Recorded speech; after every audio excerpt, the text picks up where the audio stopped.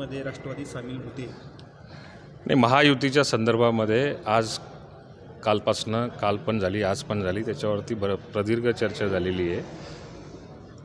सगळ्या गोष्टींचा उहापोह केल्यानंतर महायुतीच्याच सोबत राहण्याचे जे काही आम्हाला आदेश होते त्याच्याप्रमाणेच आम्ही महायुतीची चर्चा महायुतीच्या सगळ्या नेत्यांबरोबर केली. मग शिवसेना असेल, भारतीय जनता पार्टी असेल, आज ती अंतिम टप्प्यामध्ये आलेली आहे. प्रभागाच्या बाबतीमधला निर्णय जो असणार आहे तो 1-2 दिवसामध्ये त्यालाही क्लिअर करण्यात येईल. पण महायुती म्हणून जळगाव महापालिकेमध्ये जायचा आमचा निर्णय झालेला आहे. ही अधिकृत घोषणा आहे? ही अधिकृतच समजली तरी चालतं आहे. आता काल जागा वाटपाचा काय फॉर्म्युला ठरतो? जागा वाटपाच्याच फॉर्म्युल्याच्या बाबतीमध्ये स्वाभाविक आहे, इलेक्टिव्ह मेरिट ज्याच्यामध्ये असेल, सिटिंग नगरसेवक कुठे कुठे असणारे, इलेक्टिव्ह मेरिट कोणाकोणामध्ये असणारे, आमच्याकडेही चांगले कॅन्डिडेट कोणत्या कोणत्या प्रभागामध्ये, हा सगळा जो चर्चेचा विषय तो गिरीश भाऊ असतील, गुलाब भाऊ असतील यांच्यासमोर आम्ही मांडणार.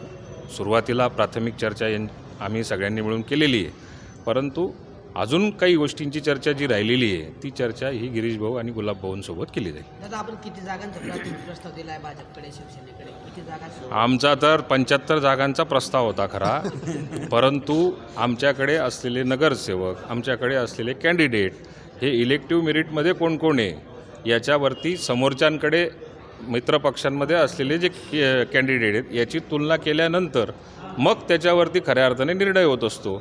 तसा आम्हाला 75च्या 75 जागा भाजप शिवसेनेने सोडल्या पाहिजे असा आमचा आग्रह होता. पण दादा, काल आपल्याला बोलताना झालं होतं 25 जागांचं कॅन्डिडेट आमच्याकडे 20 ते 25 जागा कॅन्डिडेट जे ते चांगले आहेत, त्याच्याबद्दल वादच नाही. परंतु दुसरा क्रायटेरियामध्येही त्याच्यामध्ये येतो की आपल्याकडे त्या ठिकाणी त्यांच्याकडे असलेले कॅन्डिडेट जे आहेत ते त्या ठिकाणी नगरसेवक होते, आहेत, किंवा मागे काही पदाधिकारी होते. या सगळ्या गोष्टी चर्चेअंती निश्चित होत असतात.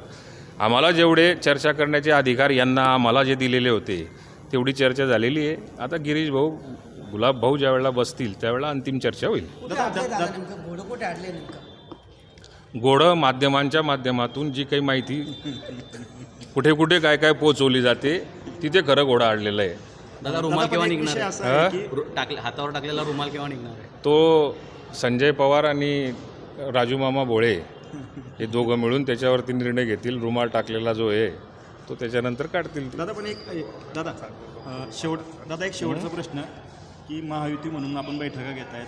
आधी शिवसेना शिंदे गट आणि भाजपाची स्वतंत्र बैठक झाली, आता तुमची आणि भाजपाची स्वतंत्र बैठक होते. तिघं पक्ष एकत्रितून बैठक का नाही घेतली? म्हणजे मुळात मी परवा मी तुम्हाला याचा खुलासा दिला. ज्या दिवशी भारतीय जनता पार्टी आणि शिवसेनेची बैठक झाली त्या दिवशी आमच्या पक्षाची मीटिंग मुंबईला होती. त्या दिवशी येणं मला शक्य नव्हतं. त्याच्यामुळे त्यांची बैठक झाली, त्याच्यामध्ये त्यांनी एक चर्चा प्राथमिक केली. त्यात एक निर्णय झाला की राष्ट्रवादी काँग्रेससोबत मामांनी आणि मंगेशदादांनी त्याच्यावर चर्चा करायची, त्यांना ते अधिकार दिले. यांनी आमच्याशी दुसऱ्या दिवशी चर्चा सुरू केली. दादा, एक राजकीय प्रश्न आहे. काल तुम्ही मत व्यक्त केलं होतं की पुण्यामध्ये